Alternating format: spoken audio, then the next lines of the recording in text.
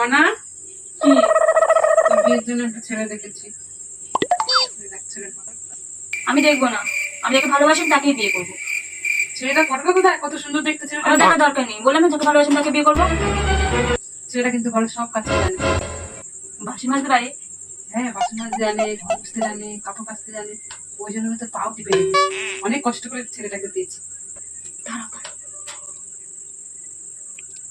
Hello বাবু, বাবু আমার বাড়ি থেকে আমাকে অনেক মারধর করছে। আমার পিছনে ছেলে দেখেছি বাবু, ওরা কালকে দেখতে আসছে। আবার তোর সাথে মানে জানে আমার আর থাকা হবে না বাবু। বাবু তুমি একটা ভালো মেয়ে থেকে বিয়ে করে নিও।